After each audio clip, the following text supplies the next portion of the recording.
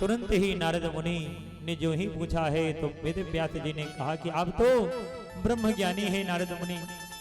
मैंने इतने 17 पुराण लिख डाले हैं, 6 ग्रंथ 6 शास्त्र लिख डाले हैं, ग्रंथ लिख डाले हैं, और लेकिन मुझे संतुष्टि नहीं हुई है। क्या कारण है कि मुझे संतुष्टि नहीं हुई? तब नारद मुनि ने कहा कि आपने जो ग्रंथ लिखा है वो उसी तरह से है जैसे कोई पकवान को बनाए और खूब उसमें चौका भुजा सब लगाए, लेकिन महाराज उसमें नमक न डाले तो क्या स्वादिष्ट होगा? नहीं होगा ना। थोड़ी सी कमी में या थोड़ा सा ज्यादा नमक कर दीजिए तो ज्यादा अस्वादिष्ट हो जाता है। इसी तरह से आपने भगवान के महिमा का वर्णन नहीं किया है। आपने किसी भी ग्रंथ में पहले में आपने विशेषण नहीं लगाया है, जो भी हमने आपको कथा बताया। और कथा आपने केवल कथा लिखा है, बस कहानी लिखा है, कथा नहीं। कहानी लिखा, कहानी और कथा में दोनों में अंतर होता है जी।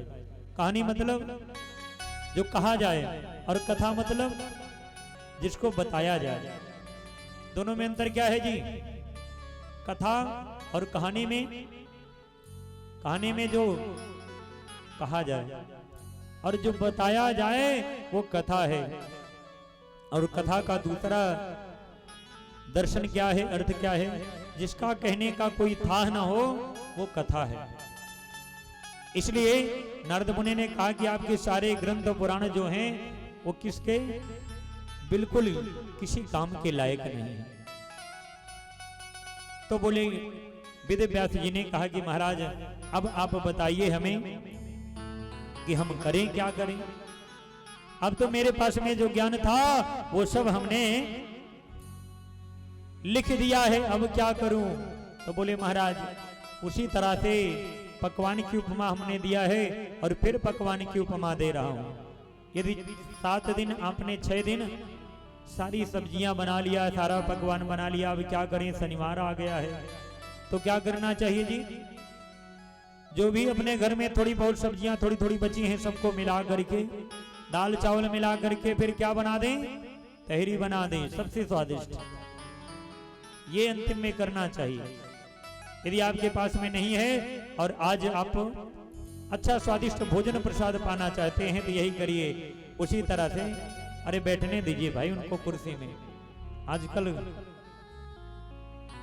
कुर्सी पर कोई देखना नहीं चाहता है बैठे, किसी कोई कुर्सी मिली।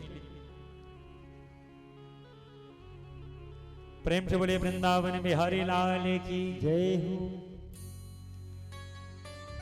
तो महाराज वैसे कुर्सी की बात याद आई तो यदि सामर्थ्यवान है तो गद्दे पर बैठना चाहिए, और समर्थ नहीं, दिक्कत है घुटने की इत्यादि है दिक्कत, तो कुर्सी पे बैठना चाहिए। और दोनों में फर्क क्या है बता देंगे? कुर्सी पर बैठने वाला यहाँ पर, जमीन पर बैठने वाले में, दोनों में बड़ा फर्क है। हम कहां पर बैठे हैं? चौकी पर बैठे, इसको चौकी कहते हैं। कोई लोग तखत कहते हैं लेकिन इसको चौकी कहते हैं। तो चौकी पर जो बैठा रहता है उसको क्या कहते हैं जी? चौकीदार। और जो भूमि पर बैठा रहता है उनको क्या कहते हैं जी? जमीन पर बैठने वाले को जमींदार। तो जमींदार ठोस होता है, चौकीदार मतलब उसकी रक्षा में।